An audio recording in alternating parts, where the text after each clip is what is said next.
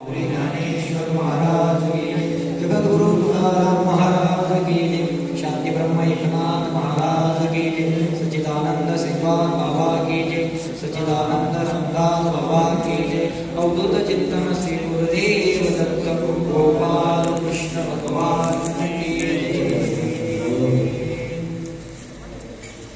वक्रतुंड महाकाय सूर्यकोटि समप्रभ निर्विघ्नं कुरु मे देव सर्वकार्येषु सर्वदा शान्ताकारं भुजगशयनं पद्मनाभं सुरेशं विश्वाधारं गगनसदृशं मेघवर्णं शुभांगं लक्ष्मीकान्तं कमलनयनं योगिभिर्ध्यानगम्यं वन्दे विष्णु भुवैहरं सर्वलोकैकनाथं। तरे अवधान एकवेळे दिजे मग सर्व सुखासे पात्र होईजे, हे प्रत्युत्तर माझे उघडाय का। या ठिकाणी अधिक मासानिमित्त चालू असलेला एकनाथ महाराजांची टीका श्रीमद भागवत कथेवर व्यासांच्या ग्रंथाचं मराठीमध्ये संभाषण श्री संत एकनाथ महाराजांनी केलेलं आहे। या ठिकाणी संत श्रेष्ठ एकनाथ महाराजांचं त्या श्रीमद भागवत कथेवर टीका केलेला ग्रंथ आज आपण पूर्णपणे वाचलेला आहे। अनेक ग्रंथ आपण आपल्या कल्याणासाठी वाचतोय। कोणताही ग्रंथ समोर घेतला तर माणसाची मनामध्ये अपेक्षा आहे, हा ग्रंथ वाचल्यानंतर आपल्याला मनाला समाधान प्राप्त होईल, तो ग्रंथ वाचल्यानंतर मनाला समाधान प्राप्त होईल। असे अनेक ग्रंथ सकल संतांनी आपल्यासाठी तयार केलेले आहेत, आपल्यापर्यंत ते पोहोचलेले आहेत। अनेक ग्रंथांचा विषय मांडण्या अगोदर श्रीमद भागवत जो ग्रंथ आपण या ठिकाणी वाचलेला आहे, हा ग्रंथ नेमकी तयार करण्याचा उद्देश काय आहे। व्यास महर्षींनी 18 पुराण आणि 6 शास्त्र हे व्यास महर्षींनी तयार केलेले। व्यास महर्षींनी 18 पुराण आणि 6 शास्त्र पूर्णपणे तयार केल्यानंतर अनेक ग्रंथांचं रहस्य वेगवेगळं आहे। काही ग्रंथातून फक्त ज्ञानाचीच प्राप्ती होते, काही ग्रंथ वाचल्यानंतर आपल्याला भक्ती जागृत होते। असा श्रीमद भागवत कथा ग्रंथ तयार करण्याचा उद्देश श्री व्यासांच्या मनामध्ये का आला आणि श्री व्यासांच्या मनामध्ये आल्यानंतर हा अनमोल असा ग्रंथ व्यासांना कोणी सांगितला। कारण या ग्रंथामध्ये हा ग्रंथ म्हणजे जिवंत माणसाला मोक्ष देणारी अमृत आहे, जिवंत माणसाला मोक्ष देणारा हा ग्रंथ आहे। यात नवल नाही, पण मेलेल्या माणसाला सुद्धा या ग्रंथानं अमर केलेले आहे। आपण भागवत कथा श्रवण करत असताना एक कथा आपण श्रवण केलेली की हा भागवत ग्रंथ एक मेलेल्या व्यक्तीने ऐकला, त्याच्या आत्म्यानं ऐकला आणि भागवत ग्रंथ त्या आत्म्यानं ऐकल्यानंतर तो अमर झालेला आहे। जिवंत माणसाला अमर करणारी ग्रंथ अनेक महाराष्ट्रात आहे, अनेक आहे। जिवंत माणसाला समाधान देणारे अनेक ग्रंथ महाराष्ट्रात आहे, जिवंत माणसाला सुख देणारी अनेक ग्रंथ संत महात्म्याने आपल्यापर्यंत पोहोचलेले आहेत। पण मेलेल्या आत्म्याला अमर पद प्राप्त करून देणं हे श्रीमद भागवत कथेमध्ये सांगितलेले आहे, आपण वाचलेलं आहे। गोकर्ण व्याख्यानामध्ये आपण विषय बघितलेला आहे।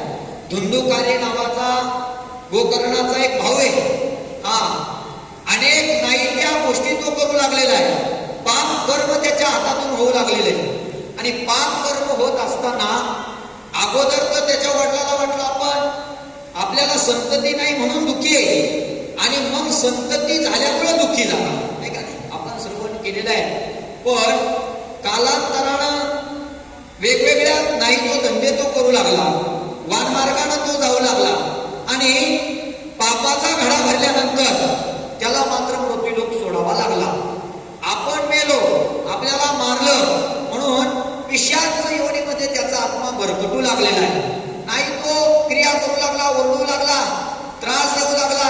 हो, मनुष्य असा जे ज्यावेळेस माणसाला दुःख प्राप्त होतं तेव्हा नाही ती अवस्था माणसाला प्राप्त होते।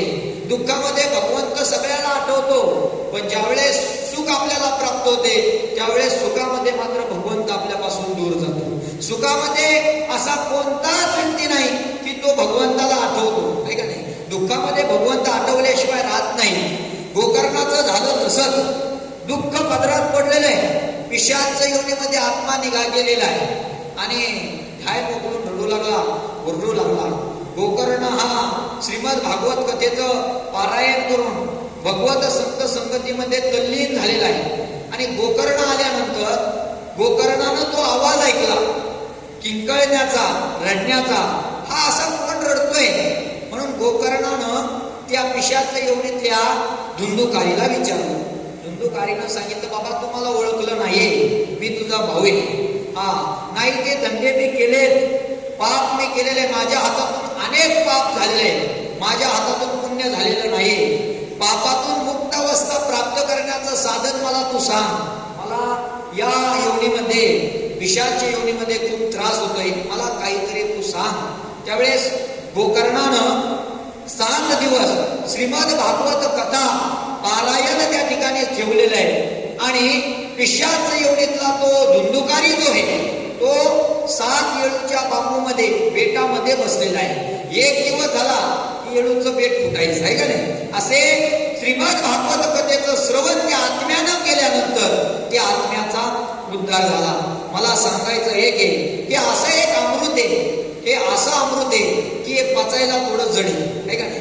पचायला सुद्धा जड आहे. ज्याचं अंतकरण हे शुद्ध आहे, ज्याचं अंतकरण समाधानी आहे, ज्याचं अंतकरण भगवत प्राप्तीच आहे, अशा अंतरकरणी माणसाला हे श्रीमद भागवत कथा हे पचन होणारं औषध आहे. तुम्हाला सांगू का, पुढे जाऊन व्यास महर्षीने सांगितलेलं आहे. व्यास महर्षी सांगतात आणि इकडं शुकाचार्य परीक्षित राजाला सांगतात, अरे राजा, या भागवत कथेचं श्रवण करण्याकरता, हे ज्ञान ग्रहण करण्याकरता स्वर्गातल्या देवांनी सुद्धा अपेक्षा केलेली आहे की बाबा तुम्ही काय करा, स्वर्गातलं अमृत कुंभ परीक्षित राजाला प्यायला द्या. कारण मरणाची भीती परीक्षित राजाला आहे. तो त्याला मरणाची भीती वाटत होती.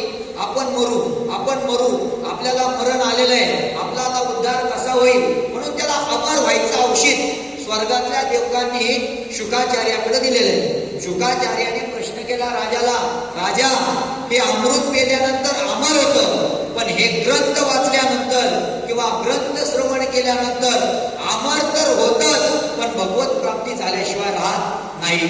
देवाने सुद्धा इच्छा उत्पन्न केलेले शुकाचार्याकडं की महाराज, तुम्ही आम्हाला सुद्धा हे श्रीमद भागवत कथा सांगा आणि राजा परीक्षितीला त्या अमर कुंभ द्या. पुढे शुकाचार्याने एक वाक्य नमूद केलेलं आहे, हे म्हणजे एक वाघिणीचं दूध आहे. वाघिणीचं दूध जर काढायचं असेल तर त्याला सुवर्ण पात्र लागतं, आहे का नाही. सुवर्ण पात्रामध्ये वाघिणीचं दूध काढता येतं, एक तर सहसा आपण काढू शकत नाही. आणि जरी वाघिणीचं दूध काढायला गेलो तर त्या वाघिणीच्या दुधाला सुवर्ण पात्र लागतं. तसं हे अमृत एक वाघिणीचं दूध आहे. याला जर का एखाद्या साधकाला प्राशन करायचं झालं तर आपल्याला आपलं जे मन आहे किंवा आपलं जे चित्त आहे हे समाधानी आणि भगवत नाम चिंतनानं ते नावून निघालं पाहिजे. असे अनेक उपाय परीक्षित राजानं शुकाचार्याला सांगितलेले आणि शुकाचार्यानं समाधानकारक राजा परीक्षितीला उत्तर दिलेले आहे. अनेक कथाभाग आपण या ठिकाणी श्रवण केलेले आहे. ऐका, जो मनुष्य अनेक ग्रंथ श्रवण केलेले आहे पण त्या मनुष्याला समाधान नाही, तसं व्यास महर्षीचं झालेलं आहे. व्यास महर्षीने अनेक ग्रंथ निर्माण केलेले, अनेक शास्त्र निर्माण केलेले, पण मनामध्ये चिंता आहे. चिंता एकच आहे, संतांच्या मनामध्ये चिंता फक्त समाजाची असते आणि समाजाच्या मनामध्ये चिंता ही स्वतःची असते, आहे का नाही. ल्यावे खावे बरे असावे सदैव, हेची करी हाव संसाराची, आहे का नाही. आपल्यासारख्या संसाराची फक्त एकच चिंता आहे, आपला कसं होईल, आपण आपली सोडवणूक करणारे, आपण आपल्या पात्रावर भात ओढणारे. पण व्यास महर्षी चिंतेतुरे, चिंता आहे. आणि व्यास महर्षी चिंतामय असताना त्या ठिकाणावर नारद महर्षीची स्वारी गेलेली. नारद महर्षीने व्यासाच्या चेहऱ्याकडे बघितलं. एवढे महान तपस्वी, एवढे ग्रंथ भांडार भगवत प्राप्ती करता, समाजाच्या कल्याणाकरता निर्माण केलेले, पण मनामध्ये चिंता आहे. कारण काय? नारद महर्षीनं व्यासांचा चेहरा ओळखला. नारद महर्षी व्यासापर्यंत पोहोचले आणि व्यास महर्षीला नारद महर्षी म्हणू लागले, का हो व्यास महर्षी, एवढे ग्रंथ तुम्ही निर्माण केलेले समाजाकरता, आतापर्यंत अनेक ग्रंथ तुम्ही समाजापर्यंत सोपवलेले, पण तुम्ही दुःखी काय, तुम्ही चिंतातूर काय? त्यावेळेस व्यासांनी नारदाला कारण सांगितलं, हे बघा माझं चिंतेचं कारण एक आहे, अनेक ग्रंथ मी निर्माण केले पण मनाला समाधान प्राप्त झालं नाही, मनाला समाधान प्राप्त झालं नाही. आणि संसारिक लोकाला ते ग्रंथ काही कळणार आहे का नाही. गरुड पुराणासारखे, पद्म पुराणासारखे अनेक ग्रंथ व्यासांनी तयार केले, पण ते सगळे डोक्याच्या वर चालले. म्हणून असा एखादा ग्रंथ मला तयार करावा असा वाटतो की एखाद्या व्यक्तीचं नाही, सकल साधकांचं मन त्या ग्रंथामध्ये रमलं पाहिजे, असा ग्रंथ मला निर्माण करायचा. आणि नारद महर्षीनं सांगितलं, हे बघा ज्ञानानं भगवान प्राप्ती होतो, ज्ञानानं भगवंत प्राप्त होतो, हे खरं आहे. ज्ञान मार्गाने देवाची प्राप्ती होते, पण ज्ञान मार्गापेक्षा सुद्धा भक्ती मार्ग हा श्रेष्ठ आहे.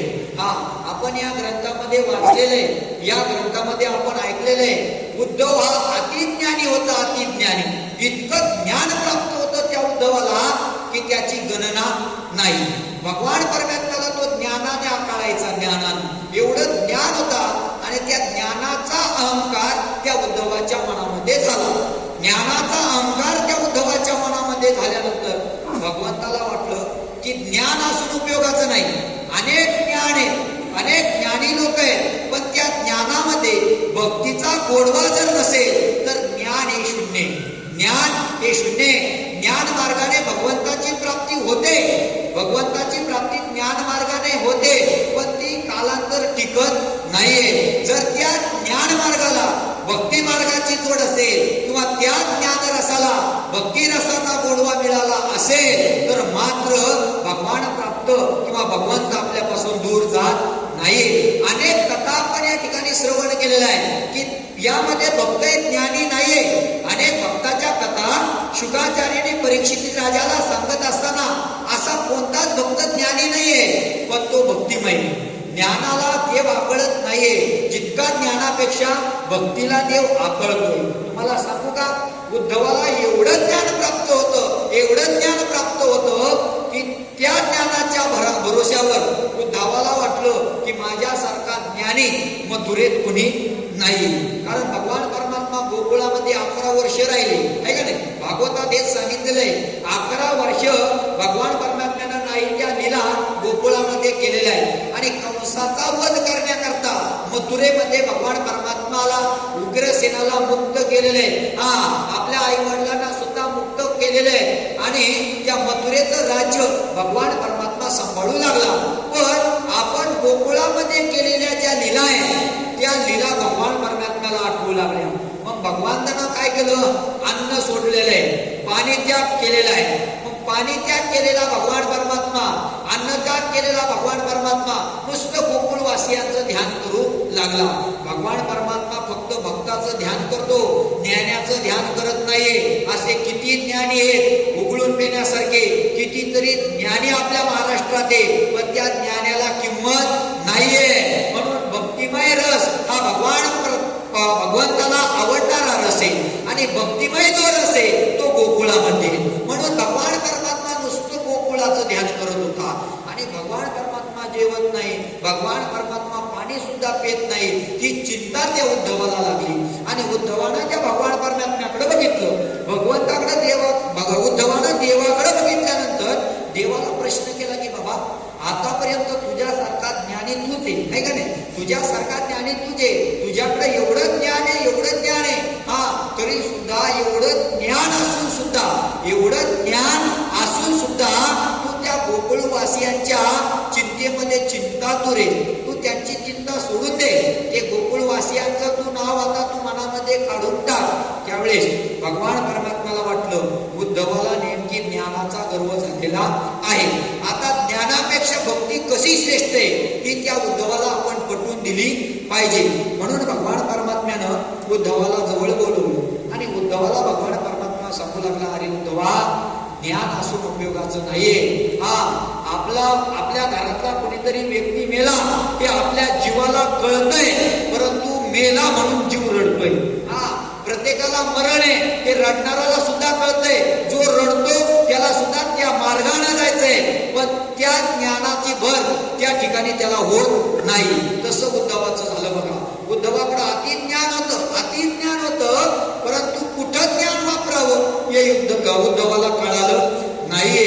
म्हणून उद्धवाला भगवंताने जवळ बोलवलं. भगवंताला उद्धव सांगू लागला की बाबा तुझ्याकडे ज्ञान भरपूर आहे, हो तू ज्ञानी आहे. जर तुला वाटत असेल मी अन्न ग्रहण करावं, मी पाणी सेवन करावं, तर माझ्यावरची किंवा मी इथं आहे, तू गोकुळवासियांना समजूत काढण्यासाठी गोकुळात जा.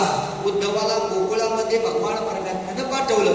पण उद्धव हा अहंकारी आहे. त्याने सांगितलं मी मथुरेच्या राजाचा एक प्रधान आहे का नाही, मी मथुरेचा राजा म्हणजे साक्षात भगवान परमात्म्याचा मी सेवक आहे, आणि ते गोकुळवासी गोरगरीब आहे का नाही, झोपडीत राहणारे आहेत. त्यांना टायमावर अन्न नाही मिळत, त्यांना टायमावर पाणी मिळत नाही, आणि अशा लोकांना माझं ज्ञान मी द्यावं एवढा काय मी खालच्या दर्जाचा नाहीये. बघा बर का, ज्ञानी जो आहे त्याला अहंकार येतो की ज्ञान कुणाला द्यायचं. हे उद्धवाला वाटलं आपलं एवढं ज्ञान आहे, आपण एवढं ज्ञानामध्ये सामर्थ्यवान आहे की गोरगरिबाला आपण ज्ञान द्यावं आहे का नाही. ज्याच्याकडे अन्न खायला नाहीये, ज्याला पाणी पिण्याकरता नाहीये, ज्याला नीट कपडे घालायला नाहीये, अशा करता ज्ञान आपण वाटावं. म्हणून उद्धवानं थोडं आपला चेहरा जो आहे तो नाराज केला बरं का, खाली पाडला चेहरा. आणि चेहरा खाली पाडल्यानंतर भगवान परमात्म्यानं उद्धवाकडे बघितलं आणि वाटलं अरे याला ज्ञानाचा गर्व झालेला आहे. पण भगवंताने सांगितलं बघ तू त्या गोकुळवासियांकडे बघून जाऊ नको. ते गोकुळवासी भले कसे का असाना आहे का नाही, ते भले कसे का असाना, फक्त तू माझ्या करता गोकुळवासियांची समजूत काढण्याकरता जा. नाईलाजानं उद्धवाला जावं लागलं बरं का. उद्धवाला नाईलाजानं गोकुळामध्ये जावं लागलं. आता ऐका बरं का, गोकुळामध्ये उद्धव गेला.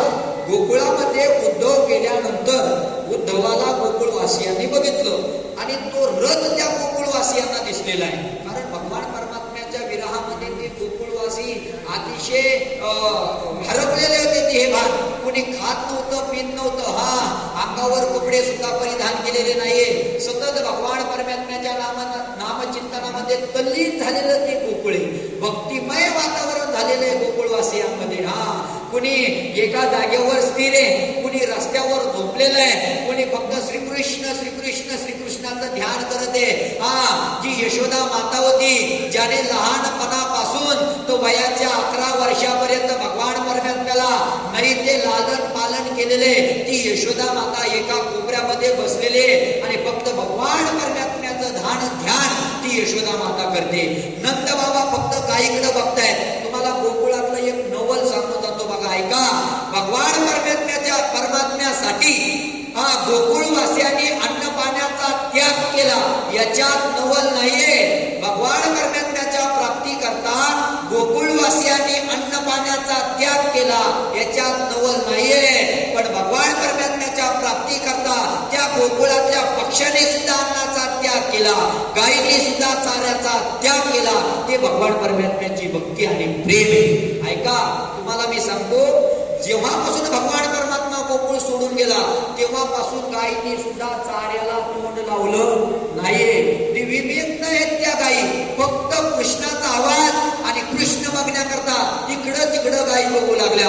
अरे तो शांतीचा वारा झुटकत होता गोकुळामध्ये, तो वारा सुद्धा स्तब्ध झालेला आहे. जे झरे वाहत होते, पाणी वाहत होतं, ते पाणी सुद्धा स्तब्ध झालेलं आहे. यमुना माता सुद्धा भगवान परमात्म्याची वाट बघत आहे. गोपाळ तर काय महाराज, गोपाळ तर रडतायत. आणि नेमकी त्या उद्धवाच्या रथाचं आगमन त्या गोकुळामध्ये झालं. भगवान परमात्मा आला अशी चाहूल त्या गोकुळवासियांना लागली आणि सगळे ओरडायला लागले, देव आला, देव आला, देव आला, देव आला. देवाचा रथ हळूहळू उद्धवाचा रथ गोकुळवासियांमध्ये आला आणि ते गोकुळाचं जे रंग आहे, गोकुळ जे रंग होतं ते बेरंग झालेलं गोकुळ त्या उद्धवानं बघितलं आणि रथाच्या खाली पाय ठेवला. तो ज्ञानी, भरमसाठ ज्ञानी. आता त्या ज्ञानाला भक्तीला काय करायचंय,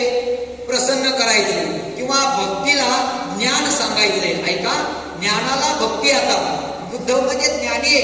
ज्ञानानं आता काय करायचं, भक्ती रसात उतरायचं किंवा त्या जो भक्तिमय रस आहे तो भक्तिमय रस आता ज्ञान मार्गाकडे वळवायचा. उद्धव या कारणाकरता गोकुळात आला आणि गोकुळवासियामध्ये त्याने बघितलं वातावरण ते गोकुळवासियांचं. कोणी अन्न त्यागे, कोणी पाणी त्यागे, कोणी झोपलेलं आहे, कोणी फक्त कृष्णाचं ध्यान करत आहे. सगळे गोपाळवासी भगवान परमात्म्याच्या नामचिंतनामध्ये तल्लीन झालेले आहे. म्हणून नंदबाबाचा वाडा विचारला. नंदबाबाच्या वाड्यापर्यंत उद्धव पोहोचला. नंदबाबाची अवस्था त्या उद्धवानं बघितली आणि यशोदेची अवस्था बघितली. यशोदा आणि नंदबाबाची अवस्था बघितल्यानंतर गायींची अवस्था सुद्धा त्या उद्धवानं बघितली. अरे म्हणे काय अवस्था आहे गोकुळवासियांची. या ठिकाणी भगवान परमात्मा कसा राहिला असेल. म्हणून ज्ञानाचा गर्व असणारा उद्धव म्हणायला लागला त्या गोकुळवासियांना काही दिमाग नाहीये. कारण आमच्या मथुरेला कुणी पाहुणा आला तर पाहुणा आल्याबरोबर आम्ही पाण्याचा पेला घेऊन त्याच्या पाठीमागं पळतोय. एवढा मोठा ज्ञानी उद्धव या गोकुळामध्ये आलेला आहे तरी ज्ञानी उद्धवाला कोणी विचारत नाहीये. अरे कसं विचारेल, कारण ज्ञानापेक्षा भक्ती हे श्रेष्ठ आहे. भक्ती प्रेमाविन ज्ञान नको देवा आणि अभिमान नित्य नवा तया माझी. नाथ महाराज सांगतात अरे किती ज्ञानी असेल त्या ज्ञानाला किंमतच नाहीये. कारण भक्ती हे भगवंताला आवडणारं साधन आहे. ज्ञान मार्गाने भगवंत प्राप्त होतो. उद्धवाला कळालं नाही कारण तो ज्ञानी होता, गर्व धारण केलेला होता. आणि गर्व धारण करणारा उद्धव त्या भक्ती रसातल्या लोकांना समजूत काढण्याकरता बसला. सांगितलं तुम्ही अन्न खा, अन्न सेवन करा, पाणी प्या, भगवान परमात्म्याचा निरोप घेऊन मी तुमच्यापर्यंत आलेलो आहे. ऐका, देव आता देव राहिला नाहीये. देव आता तुमचा श्रीकृष्ण राहिला नाहीये. देव आता मथुरेचा राजा झालेला आहे आणि राजाला गोर गरिबामध्ये मिसळणं आता देवाला शोभा देत नाही. बघा त्या ज्ञानाचे लक्षण. तो ज्ञानी उद्धव अशी कथा पटवून सांगू लागला माझ्यासारखी आहे का नाही. अशी कथा पटवून सांगू लागला, अशी कथा पटवून सांगू लागला. पण महाराज त्या कथेमध्ये कुणाचंच मन नाहीये. कारण आता वाजत आले 9 आणि तिकडं झाला फराळाचा टाईम. म्हणून ह्या कथेमध्ये कुणाला गोडवा नाही, काही चाललं. असं ज्ञान तो उद्धव त्या गोकुळवासियांना सांगू लागलेलं आहे.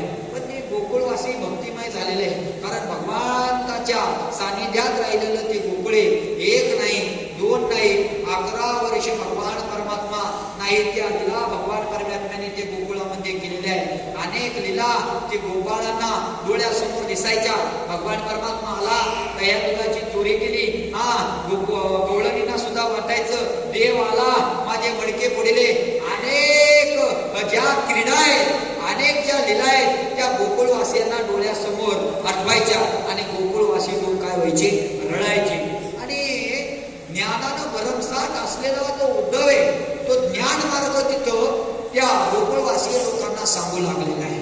आणि ज्ञान मार्ग गोकुळवासियांना उद्धव सांगत असताना त्यांनी आपले कान दाबले आणि त्याच्यातल्या एकाने सांगितलं, हे बाबा ते तुझं ग्रंथ सामग्री तू बंद कर आणि ते ज्ञानाचा मार्ग तू आम्हाला सांगू नको.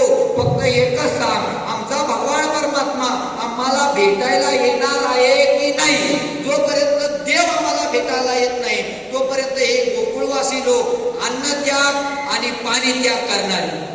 जोपर्यंत देव आम्हाला भेटण्याकरता येत नाही त्यावेळेस त्या देवाला सांग, जोपर्यंत देवातून त्याला भेटण्याकरता जात नाही गोकुळामध्ये तोपर्यंत एकही गोकुळवासी अन्न सेवन करणार नाही आणि पाणी सेवन करणार नाही.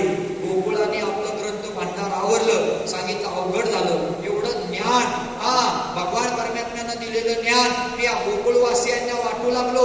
परंतु ज्ञानाची गोडी या गोकुळवासियांना अजिबात नाहीये, उलट आपल्याला ती शिकवतायत. म्हणून थोडासा राग त्या उद्धवाला आलेला आहे बरं का, थोडासा राग आला. म्हणून आता आपण एका मार्गाने चाललो, आता दुसऱ्या मार्गाने आपण समजून सांगूया. म्हणून दुसरा मार्ग उद्धव तिथं सांगू लागलेला आहे. मग दुसरा मार्ग सांगत असताना सांगितलं, हे बघा झालेल्या गोष्टी तुम्ही विसरून जा.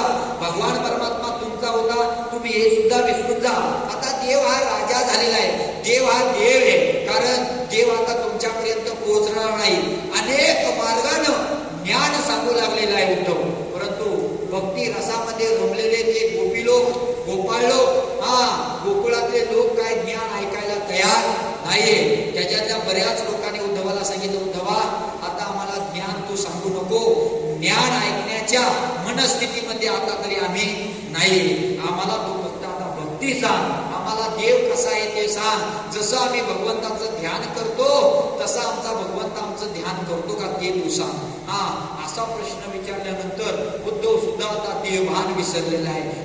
कुणी सांगायचं अरे देव यायचा, आमच्याकडे यायचा, दही दुधाची चोरी करायचा. कुणी सांगायचं देव गोपाळांना घेऊन वनामध्ये जायचा, गाई चालत असताना चेंडूफळी, हमामा, हुतुतू, हंबरी, विटी दांडू अनेक खेळ खेळायचा उद्धवाच्या हाताला धरलेले त्या गोकुळवासियांनी, आणि सांगायचं हे बघ हे बघ या जागेवर देव राहायचा, या जागेवर विटी बोलायचा, या जागेवर देव चेंडूफळी खेळायचा, या जागेवर देव बसायचा.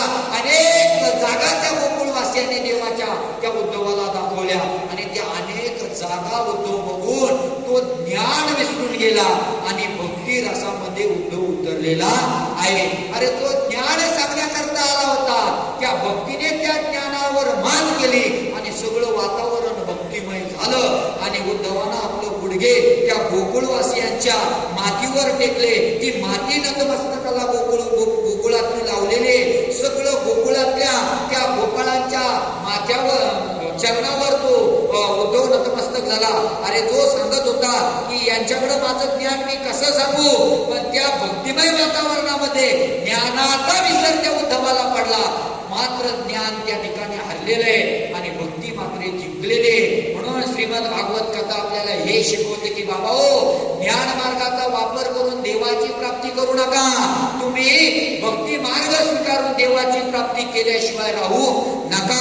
कारण तुम्ही जर भक्ती मार्गाने जाल की देव तुमच्यापासून लांब जाणार नाही, आणि तुमची जर ज्ञान मार्गाने जाल तर ज्ञान मार्गाने मग अनेक काटे तुम्हाला आडवे येणार आहेत, आहे का नाही. सकल संतांनी सांगितलेले जो ज्ञाने त्याला अहंकार आलेला आहे का नाही.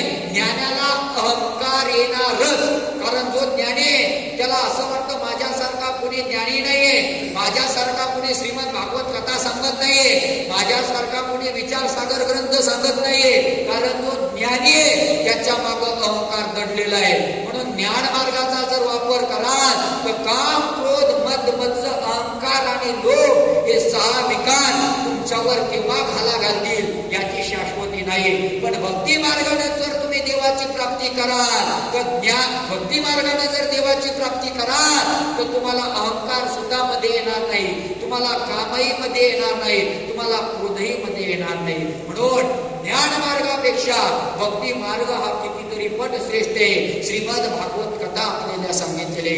उद्धवाचं ज्ञान हरपलेलं आहे. जो ज्ञानी होता तो उद्धव भक्तिमय झालेला आहे, आणि भक्तिमय झालेला जो उद्धव आहे तो परत मथुरेमध्ये आल्यानंतर ती अवस्था जी ज्ञानाची होती ती ज्ञानाची अवस्था पूर्णपणे त्याची नाहीशी झालेली. ऐका ना, जो स्वतःला महंत लावत होता, जो स्वतःला हबप लावत होता, जो स्वतःला वेदांताचार्य लावत होता, त्या वेदांताचार्य महंत लावलेले ज्या पदव्या त्या पदव्या त्या भक्तीमध्ये नाहून निघाल्या, आणि त्या पदव्या सुद्धा त्या भक्तिमय वातावरणामध्ये उद्धव विसरलेला आहे. त्या भक्तिमय वातावरणामध्ये त्याला आता कळना की मी ज्ञानी होतो, पण त्याला आता कळायला लागलं की मी भक्तिमय. म्हणून भगवंतांनी सांगितलेलं आहे की तुम्ही बाकीच्या मार्गाने देवाची प्राप्ती करण्यापेक्षा तुम्ही भक्ती मार्गाने चला, आणि भक्ती मार्गाने जर जायचं असेल तर कुठेही भक्ती करायला जमणार नाही. म्हणून भक्ती मार्गाने जर जायचं असेल तर आपल्याला इकडे यावं लागतं, नाही का नाही. आपल्याला इकडे यावं लागेल. अनेक मार्ग भक्तिमय आहेत, अनेक मार्ग भक्तिमय आहेत, पण भक्ती करण्याचं सुद्धा लक्षण शास्त्राने सांगितलेले. अंतरंगातली भक्ती वेगळी आणि बाह्यरंगातली भक्ती वेगळी. आतापर्यंत ज्या ज्या भक्त्या आपण करत होतो, नाही तुम्ही नाही, आम्ही आतापर्यंत ज्या ज्या भक्त्या आम्ही करीत होतो त्या सगळ्या बाह्यरंगी भक्ती होत्या. परंतु आता जी आपण भक्ती करणार आहोत, बाबांची कृपा आपल्यावर झालेली, आणि ही जी भक्ती आहे ती आंतरलिंगीय भक्ती आपली आहे का नाही. म्हणून अंतरंगीय भाव जर जागृत व्हायचा असेल तर आपल्याला बाबाकडे यावं लागेल, नाही का नाही. आपल्याला बाबाचा कृपाशीर्वाद घ्यावा लागेल. आपल्याला सांगायचं झालं तर विश्वमाऊली ज्ञानोबा राय सांगतात की आपल्याला भक्तीमध्ये क्रिया करावी लागेल. जेव्हा भक्तीमध्ये क्रिया करू तेव्हा आपण कुठंतरी भगवान परमात्म्याला प्राप्त करू. दुधामध्ये ताक आहे, दुधामध्ये दही आहे, दुधामध्ये लोणी आहे, हे आपल्याला ज्ञान आहे. कारण लोणी हे दुधापासून बनलेलं आहे, दुधापासून ताक बनलेलं आहे, दुधापासून दही बनलेलं आहे. परंतु लोणी तयार करण्याकरता, दही तयार करण्याकरता, ताक तयार करण्याकरता आपल्याला एक प्रक्रिया करावी लागेल, त्याचं घुसळण करावे लागेल. घुसळण करून आपलं ताक तयार होईल, ताकापासून लोणी तयार होईल. एकदा का लोणी आणि ताक तयार झालं रे बाबा की परत त्या लोण्याचं दूध करता येत नाही, परत त्या ताकाचं दूध करता येत नाही. श्रीपाद बाबाचा नाम आपल्याला एकदा की प्राप्त झालं की आपलं लोणी झालं. मग आपल्याला दुधाकडे यायची काय गरज आहे का नाही? आपल्याकडे दह्याला यायची काय गरज आहे? कारण आपण लोणी बनलेलो आहे. एकदा की गुरुकृपा झाली, एकदा की संत कृपा झाली की आत्मा हा उद्धरल्याशिवाय राहत नाहीये. तुम्ही ज्ञान कितीही कमवू शकता परंतु भक्ती कमवू शकत नाहीये. ज्ञान कमवावं लागतं तर भक्ती ही करावी लागते, है का नाही? भक्ती ही करावी लागते. 4 ग्रंथ वाचून ज्ञान कमवता येतं परंतु 4 ग्रंथ वाचून भक्ती कमवता येत नाही बरं का. भक्ती ही अंतरंगात असली पाहिजे, भक्ती ही अंतरंगात रुजली पाहिजे. आणि भक्ती जर अंतरंगात रुजवायची असेल, भक्ती जर अंतरंगात उतरायची असेल तर आपल्याला इकडे यावं लागेल, आहे का नाही? कुणी या, सकलास्ती येते आहे अधिकार, आहे का नाही? कुणी या. अरे उच्च नीच काही नेने भगवंत तिष्ठे भाव भक्ती दे कोणी या. स्वतंत्र या ठिकाणी स्वतंत्र आहे. आनंद आश्रमाचं गेट खुलंय, आहे का नाही? कुणी या आणि शुद्ध होऊन जा, आहे का नाही? यारे यारे लहान तोर याते भलते नारीन करावा विचार न लगे चिंता करुणासी. म्हणून भक्तिमय वातावरणामध्ये आपण या ठिकाणी नाहून निघालेलो आहे. म्हणून ज्ञान मार्गापेक्षा, ध्यान मार्गापेक्षा भक्ती मार्ग कितीतरी श्रेष्ठ आहे. ऐका ना, भागवत सांगते की भक्ती सुद्धा जीर्ण झालेली आहे, भक्ती सुद्धा जीर्ण झालेली आहे. भक्तीला 2 पुत्र आहेत, एकाचं नाव आहे ज्ञान आहे, एकाचं नाव वैराग्य आहे. 2 पुत्र त्या भक्तीला आहे. परंतु भागवत सांगते भक्ती ही म्लान झालेली आहे, म्हातारी झाली भक्ती, म्हातारी. आणि म्हातारी झालेली भक्ती तेजोपणा तिचा नाही सगळा. मुलं म्हातारे झाली आणि भक्ती सुद्धा म्लान झाली. भागवत सांगते भक्तीचं तेज नाहीसं झालं आणि भक्तीला तरुण अवस्था प्राप्त होण्याकरता त्याला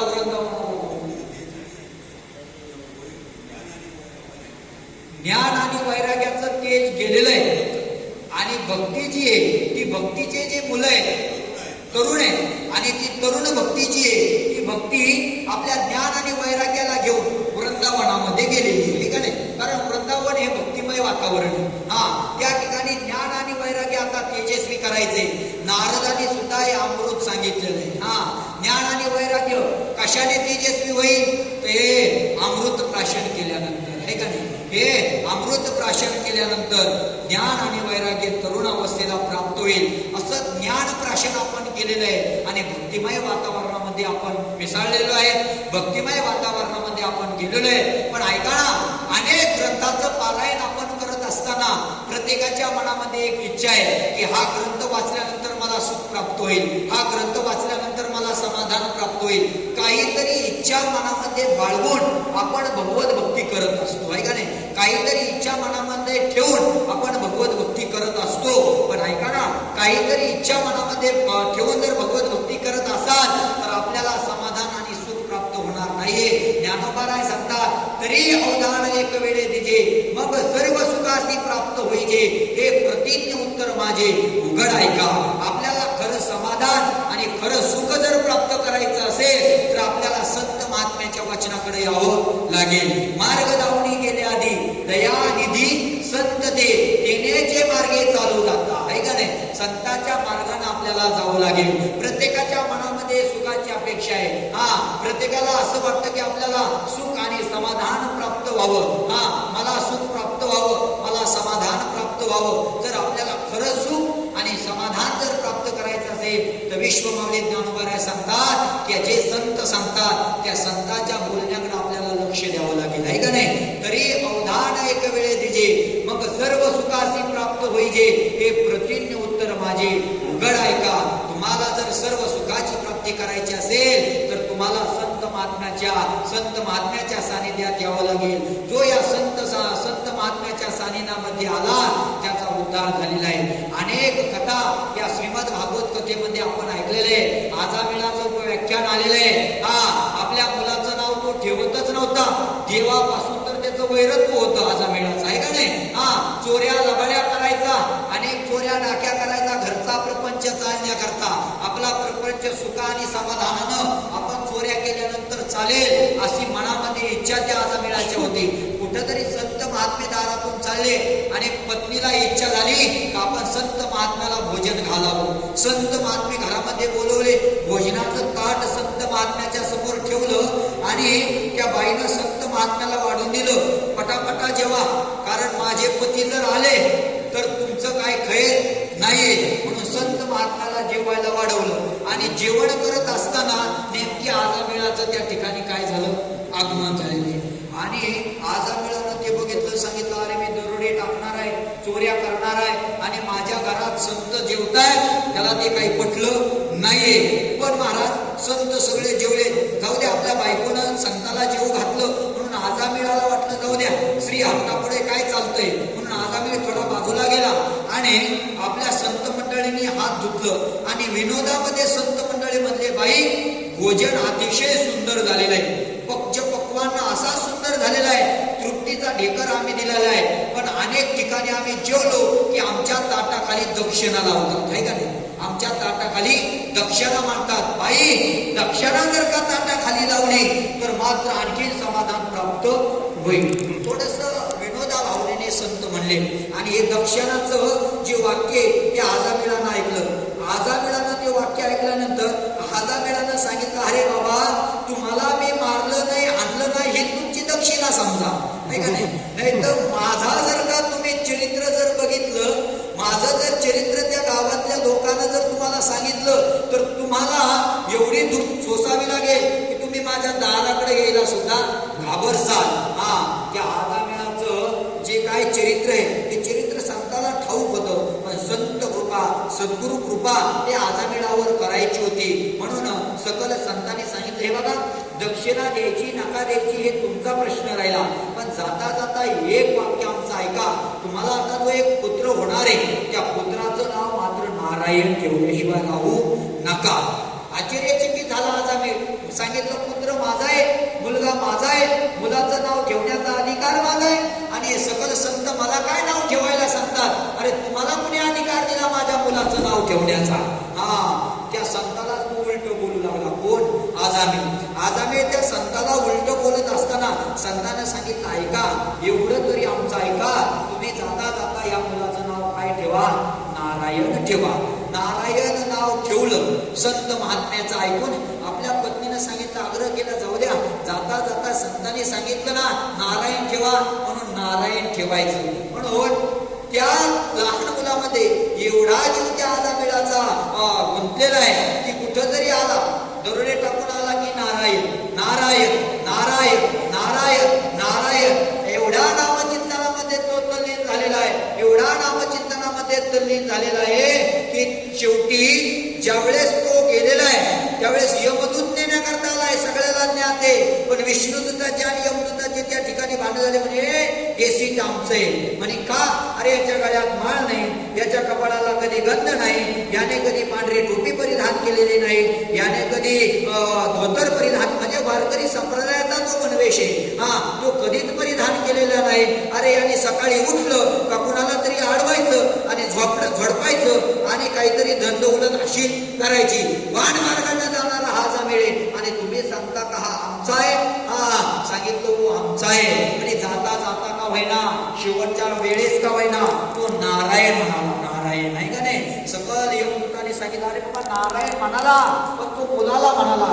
अरे बाबा कुणाला का म्हणाला? पण तो नारायण म्हणाला. अरे जिवंत माणसाला नामातून मुक्तावस्था प्राप्त होते. मेल्यानंतर सुद्धा मरायच्या वेळेस जर भगवंताचं नामचिंतन घेतलं तर भगवंत प्राप्त होतो, यात नवल नाहीये. पण ऐका ना, या नामाचं महत्व एवढं आहे. श्रीमद भागवत कथेमध्ये आपण ऐकलेलं आहे हिरण्यकशिपू ज्यावेळेस तपश्चर्या करण्याकरता निघालेला आहे. हिरण्यकशिपूची पत्नी कायादू. कायादू हे पतिव्रता स्त्री होती.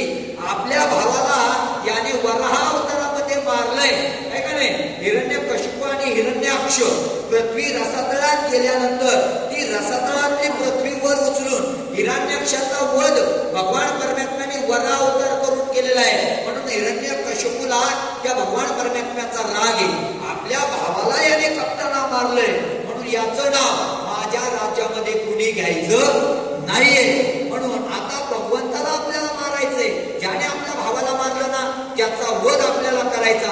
म्हणून आपल्याला आता ब्रह्मदेवाची प्राप्ती करण्याकरता, हा देवाची तपश्चर्या करण्याकरता आपल्याला जंगलात जायचं. ऐका, हिरण्यकशिपू ज्यावेळेस तप करण्याकरता निघाला त्यावेळेस पक्षी झाडावर बसला आणि काय म्हणाला, नारायण नारायण म्हणाला, ठीक आहे. हा, भगवान परमात्म्याचं नामचिंतन तो पक्षी करू लागला आणि त्याला वाटलं चांगल्या कार्याकरता आपण चाललो होतो, पण ज्याचं आपल्याला वैर होतं त्या वैराचं नाव आपण आपल्या कानानं ऐकलं, आपल्याला अपशगुन झाला म्हणून परत माघारी आला. परत माघारी फिरला आणि परत माघारी फिरल्यानंतर हिरण्यकशिपू गेला. हे कायातून विचारलं, हो तुम्ही तर तप करण्याकरता गेलेला आहे, तुम्हाला ब्रह्मदेवाची प्राप्ती करायची होती, तुम्हाला भगवान परमात्मा प्राप्त करायचा होता, तुम्हाला काहीतरी वध मागायचा होता, मग तुम्ही माघारी का आलात. कायातून असं विचारल्यानंतर सांगितलं, मी जाता जाता मला एक अपशगुन घडला की माझ्या या राज्यामध्ये जो कोणी देवाचं नाव घेईल तो माझा वैरी आहे आणि एका पक्षानं नारायणाचं नाव घेतलेलं आहे तो माझा वैरी. मी अपशगुन समजून माघारी आलो. आता पत्नी हुशार आहे. पत्नी जर हुशार असेल तर पती हा वाण मार्गाला गेलेला चांगल्या मार्गाला येतो. पण ती पत्नी हुशार पाहिजे बरं का. हा, कायातून हुशार होती. कायातून ठरवलं, वा काय संधी चालून आलेली आहे. जेवाला ताट वाढलं, जे कधीच करत नव्हती आवडीचा पदार्थ हा वाढला समोर आणि सांगितलं, का हो तुम्ही तर तपश्चर्याला गेला, रिटर्न का आला, परत का आला.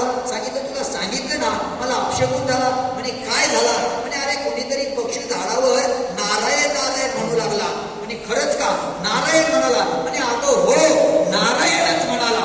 आणि महाराज नारायण असं एक वेळेस नाही, दोन वेळेस नाही, अख्खी रात्र त्या पत्नीनं नारायण नारायण नारायण ओढून घेतलं. हा, आणि परिणाम गर्भावर झाला, पुत्र जन्माला भक्त प्रल्हादासारखा. हा, ही भगवान परमात्म्याच्या नामाची काय कृपा आहे. म्हणून एकदा का भगवान परमात्म्याच्या नामाची कृपा जर आपल्यावर झाली तर आपला उद्धार झाल्याशिवाय राहणार नाही. भगवान परमात्म्याच्या नामाची कृपा जर करायची असेल तर मनानं मात्र ती होत नाहीये. त्याला एक बंधन शास्त्रानं सांगितलेलं आहे, जोपर्यंत तुम्हाला गुरु कृपा होत नाही, जोपर्यंत तुम्हाला सद्गुरूची कृपा होत नाही, तोपर्यंत नामाचं महत्व तुम्हाला कळत नाहीये. जोपर्यंत नाम आपल्या शरीरामध्ये रुजवायचंय, नाम आपल्या शरीरामध्ये आपल्याला ठसवायचं, तर त्याला संत कृपा महत्वाची, सद्गुरु कृपा महत्वाची. आणि एकदा की संत कृपा आणि सद्गुरु कृपा जर का आपल्या नतमस्तकावर झाली तर मात्र त्या नामाचं रूपांतर हे गुरु भगवान परमात्म्याच्या प्राप्तीकरता झाल्याशिवाय राहत नाहीये. कारण भगवान परमात्म्याचा अतिशय लाडका भक्त होता नामदेवराय. देवा व्यतिरिक्त नामदेवराय कधी राहिले नाही आणि नामदेवाला व्यतिरिक्त भगवान परमात्मा कधी राहिला नाही. परंतु हा देवच आहे हे नामदेवरायाला कळालं नाही. महाराज का कळालं नाही. नामदेवरायाला सद्गुरु कृपाच नव्हती. नामदेवरायाला जेव्हा सद्गुरूची कृपा झाली, आहे का नाही, आपल्याला सगळं ज्ञान दे. भगवान परमात्म्याला विचारलं, का हो देवा मला देव कळत नाही असे सगळे संत म्हणतात, रडू लागलेत नामदेवराय देवाच्या चरणी. आणि देवानं मान डोलवले, म्हणे खरे त्या संतांचं काय चुकलं, तुला देवच कळाला नाही, तुला देवच कळाला नाहीये. तुला जर देव कळायचा असेल नामा तर तुला सद्गुरू कृपा महत्वाची आहे. तुला जोपर्यंत सद्गुरू कृपा होत नाही तोपर्यंत तुला देव कळत नाही. कारण व्यवहारिक दृष्टांत जर सांगायचा झाला तर एखाद्या वेळेस आपलं दुखत आहे का नाही, खूप आजारी पडलो आपण. आजारी पडल्यानंतर आपल्याला प्रथमतः कोणाकडे जावं लागतं, डॉक्टराकडे जावं लागतं. आता डॉक्टराकडे गेल्यानंतर डॉक्टराचा एकच सत्ता असतो, पेशंट आला की तू आडवा झोपितो, आहे का नाही. हा, पेशंट आला की त्याला झोपा आडवा. तो विचारत नाही झालं काय, काहीच नाही, अगोदर आडवा. हा, आपलं कानात घालला, वर श्वास घ्या, खाली सोडा, वर घ्या, खाली सोडा, वर घ्या, खाली सोडा, आ करा, जीभ बाहेर काढा, डोळे ताणा, डोळे ताणल्यानंतर पालतं झोपा, परत पाठीला लावणार, परत श्वास सोडा, खाली सोडा, वर सोडा आणि सगळी प्रक्रिया झाल्यानंतर तो डॉक्टर काय म्हणतो, काय झालं तुम्हाला? आतापर्यंत तो क्रिया जो करत होता ती क्रिया बस झाला, आपली वेळ झालेली आहे या ठिकाणी, आहे का नाही? सद्गुरूची कृपा ही आपल्यावर महत्वाची आहे. जोपर्यंत सद्गुरू कृपा आपल्यावर होत नाही तोपर्यंत भगवान परमात्मा आपल्याला प्राप्त होत नाही. भक्ती जर का आपल्याला रुजवायची असेल तर सद्गुरू कृपा महत्वाची आहे. म्हणून सद्गुरू कृपा करायची असेल तर संतांच्या वचनाकडे आपण यावं लागेल. तरी अवधान एक वेळ दिले मग सर्व सुखासी प्राप्त व्हायचे, हे प्रतिज्ञ उत्तर माझे उघड ऐका. झालेली प्रवचन रूपी सेवा हा गुरुवर्यांच्या चरणी समर्पित करून या ठिकाणी भव्य गोरक्षेटे आणि माझे गुरुवर्य जगताप गुरुजी सुद्धा या ठिकाणी उपस्थित आहेत. बाबांच्या चरणी प्रवचन रूपी सेवा समर्पित करून या सेवेला या ठिकाणी पूर्ण विराम देतो. विठ्ठल विठ्ठल श्री ज्ञानदेव तुकाराम पंढरीनाथ भगवान की जय. माऊली ज्ञानेश्वर महाराज की जय. जगद्गुरु संत तुकाराम महाराज की जय. शांती ब्रह्म एकनाथ महाराज की जय. सद्गुरुनाथ भगवान की जय. धन्यवाद महाराज. तरी अवधान एक वेळ दीजिए मग सर्व सुखासी पात्र होईल, हे